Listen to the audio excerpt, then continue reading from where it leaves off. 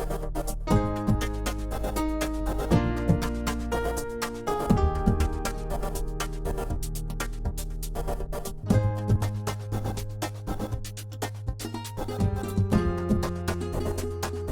guys, it's episode 68, Fumble Podcast. You know what to do. Hit the subscribe button.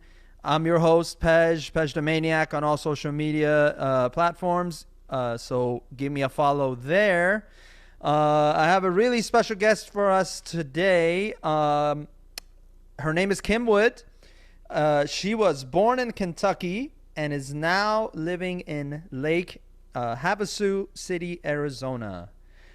She's lived in several different states, and she's working a mostly male job, she describes it. She works for the Railroad Mitsubishi, making cars, and now she's trying to make a living writing a script, and we're going to talk about this script. It is called Grandma's World. It's a satire. It's a comedy script. She gave me a draft of this script a couple months back. It is indeed very funny. The hilarious content comes off the script. I can see it. I can hear it. And now she's revising it and hopefully wants to sell it to Amazon. So that's your goal right now, and that's your plan. She's also made an appearance on Ghost Adventures for all the Ghost Adventure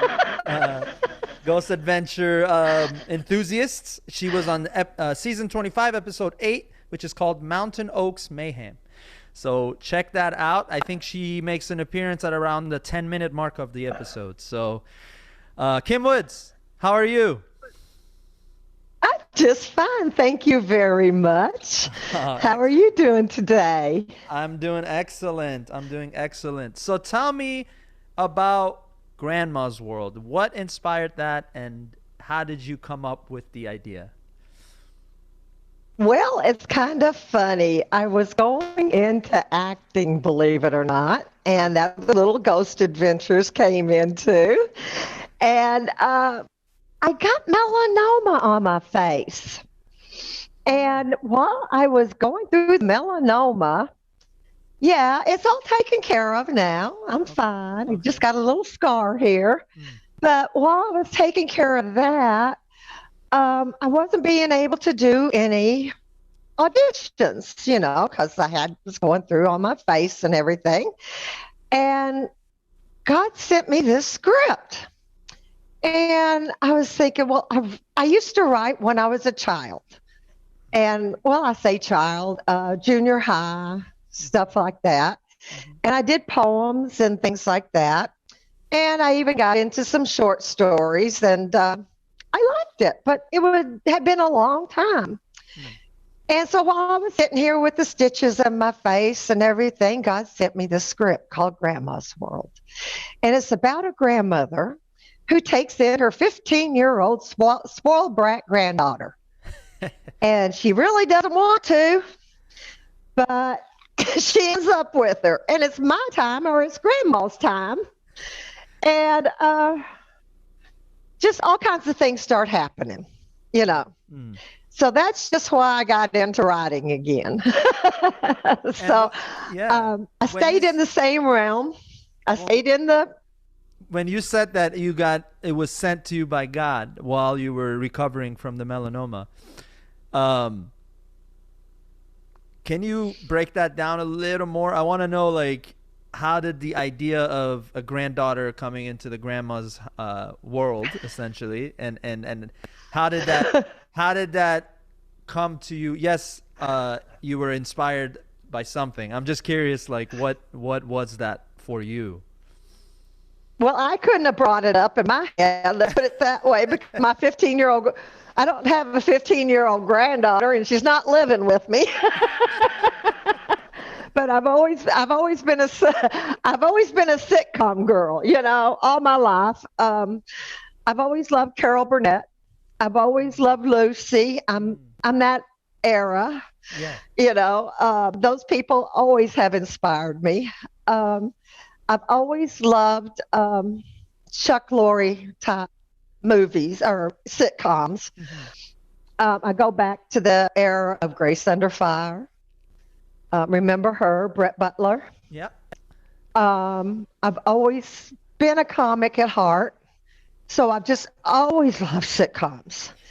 And just watching the sitcoms, watching Lily Tomlin, just watching these great people, and it just came to me. Yeah. And the more and more grandparents are taking in their grandchildren to raise. And I have not seen anything. I mean, I've seen a few movies about grandpa and grandma and things like that, but I have not seen a sitcom, and I have not seen anybody address those issues. And it's a big issue today. Mm-hmm. It really is a big issue with grandparents taking on grandchildren. And I just thought, well, I do have a 13-year-old grandchild, but she doesn't live with me. Right. And so I kind of know a little bit about grandchildren. Sure. That's cool. And I love her to death, but I sure wouldn't want to raise her. Hey, I'm the same way with kids of my own. I don't have any children, and I've always been a teacher to children. So I like the idea of looking after kids for a couple hours and then giving them back to their parents. Send them home, baby. Send them home. Yeah. So I know. And I love my granddaughter to death. Yes, of course. I do. I love my granddaughter to death, and I'm the same way. I just, when I see her, I just want to squeeze her and hug her. And my grandson, too. I can't forget him. I have a grandson, and I can't forget him. And I love him to death. But, yeah, you can only take him for so long. Let me ask you this. Shame on me. Let me ask you this.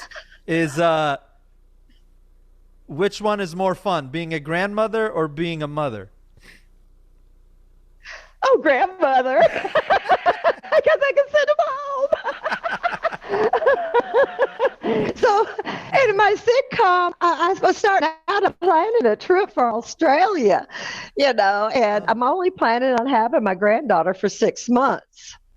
And the social worker comes in and brings her in and tells me that I'm going to have her till she's 18. And I'm like, what?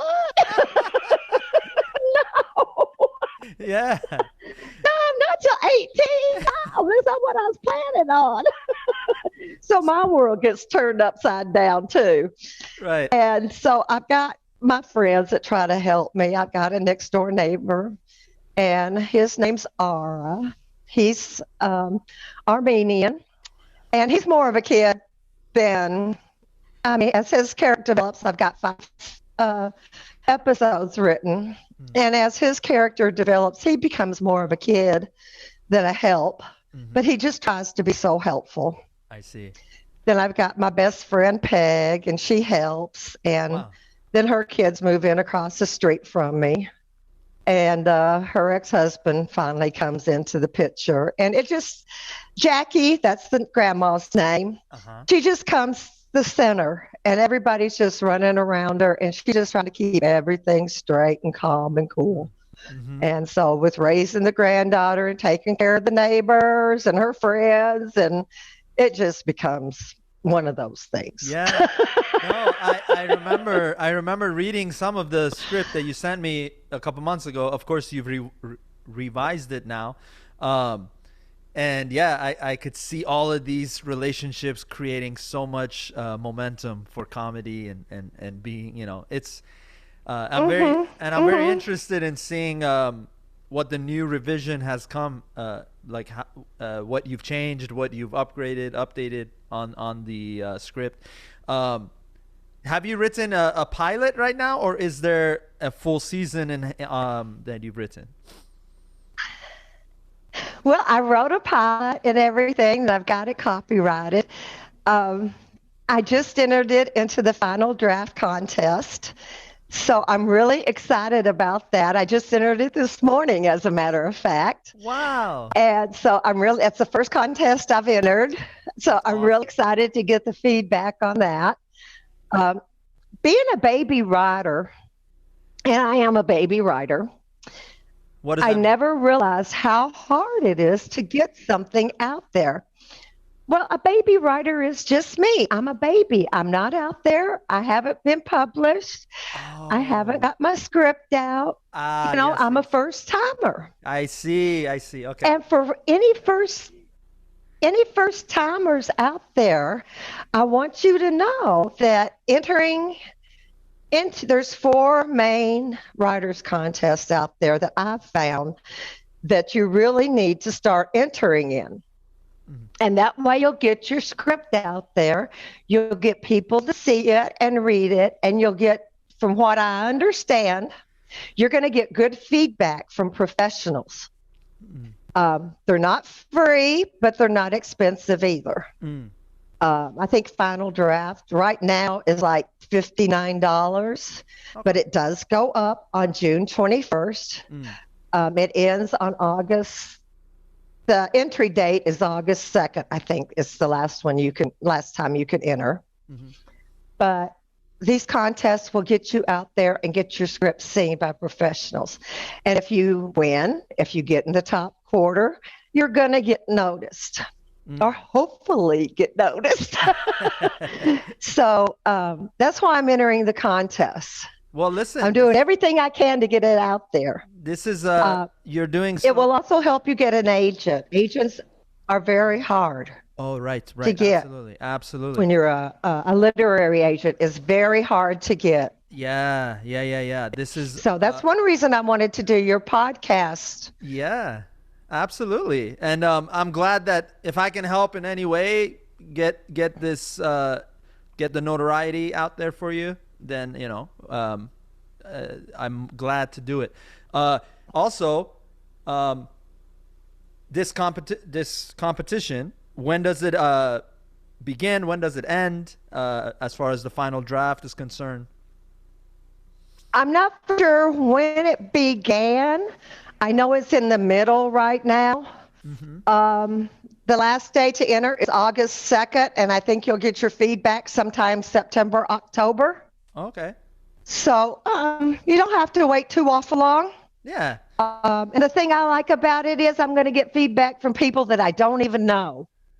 Oh, And yeah. you're going to get feedback from professionals. And that's the good part about it. I mean, I've gotten feedback from my coach and your coach, David Thompson Yes. at Thompson Academy. Yes. Yes. And give him a plug. Yeah, absolutely. Yes. And he really likes it. And I know David really likes it, and some of my fellow students really like it. But to get feedback from actual writers and producers, and that's going to mean a lot. That's going to mean a lot to me. Yeah. And to get just to know where I stand, to know what I need to do, and you need to get your script. Final Draft is a really good, oh golly, what do you call it? Is it a App that you need to write your script. yeah, yeah, yeah. And when I wrote my script, I used their free 30-day free trial. Yeah. And now I'm hoping to win the app so I can finish.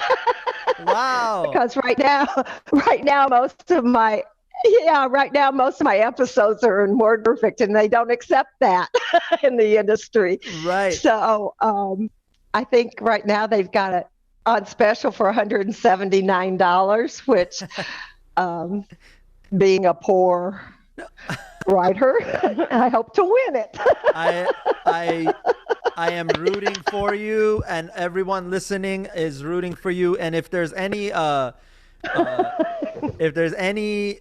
openings for the public to vote, or if there's any way for your followers to be able to show support to kind of strengthen your chances even more. I wish there was. There was? Okay.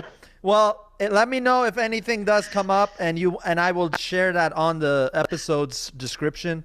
I definitely I love the script myself. I think it has a lot of legs, and it is a unique. It's a unique. I think It's a unique line, or it's a unique approach to comedy, because you're right. We haven't seen a grandma story in a very long time on TV, or even on streaming. That's right. On streaming platforms, and I feel like there's definitely an audience for that. And it's a good time. I feel like you're striking when the iron is hot. I feel that in itself is I going to hope be so. it's going to be strengthening your chances. So, Well, I hope so. yeah. I've got, like I say, I've got 5 episodes open or 5 episodes written, and they've built her a room. We've had some carpentry problems. Let's see here. She's had some washing machine problems where she happens to put dish soap in the washing machine.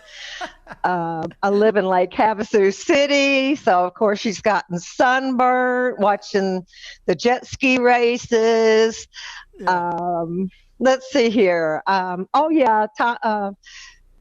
We've had some neighbors move in, so of course the neighbors they've broken each other's things and trying to figure out how to tell each other.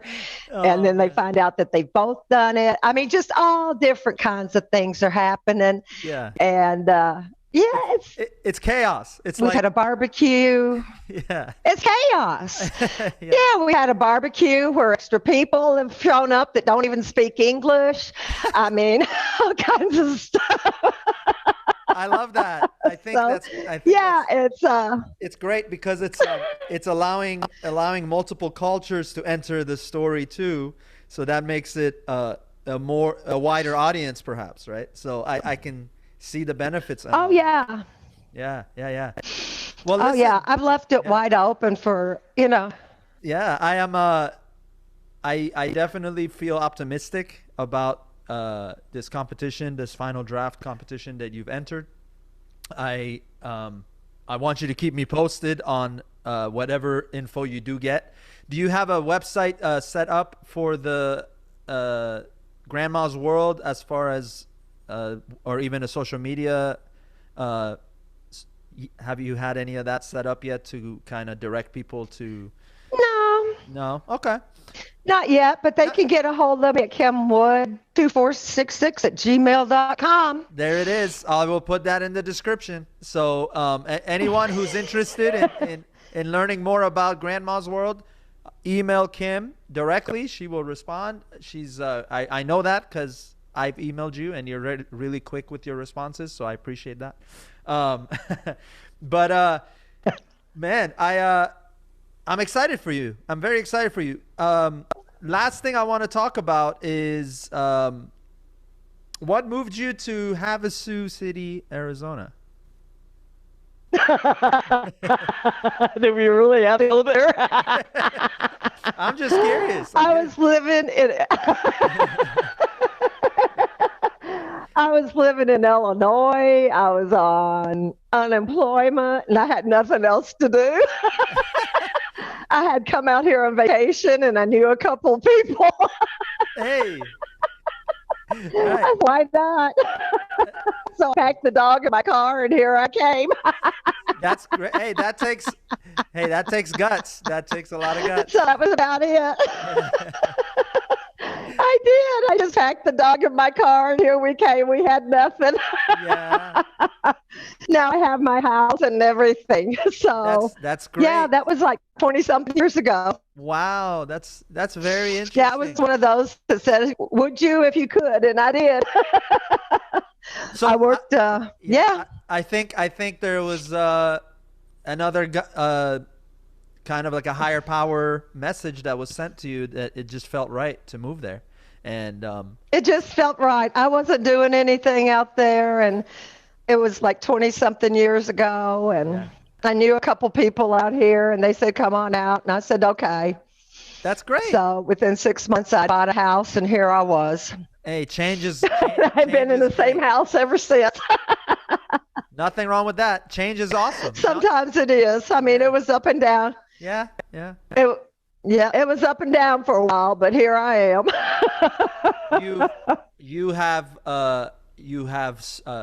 built something in Havasu, and you are now a script writer, and your journey wouldn't have gotten you here if you hadn't moved to Havasu, right? Because there's Never know. I ultimately believe everything happens for a reason, right? You mentioned earlier on. Everything's for a reason. Yeah.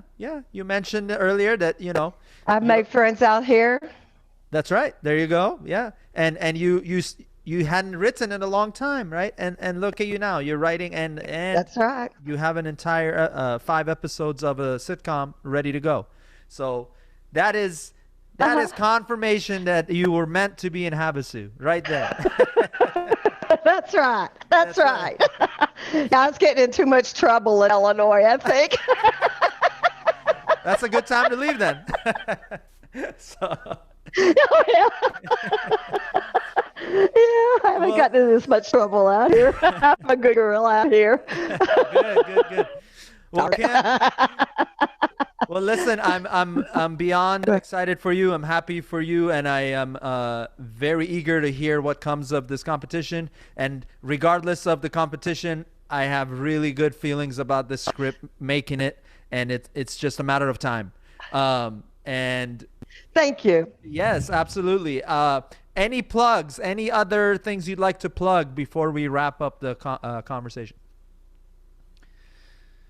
Not that I can think of, sweetheart. I'm just really glad you had me on today. It's been fun. Yeah. I'm just really happy that I can get my script out there, and I really appreciate this a lot. Oh my God, it is my distinct pleasure. And by the way, when the script gets picked up, I want you to come back on so we can plug it again properly once it's on an actual streaming platform. And I believe Hey, no problem. Yeah. Yes, absolutely. Thank you, Kim, for joining me on Fumble Podcast. Everyone, you know where to find Fumble Podcast on YouTube. Hit the subscribe button. You can also subscribe on Spotify or anywhere that you listen to your podcasts. You can follow me, PejTheManiac, on all of these social media platforms. This has been episode 68. Kim, thank you again for joining. And everyone, I will see you on the next episode. Thank you.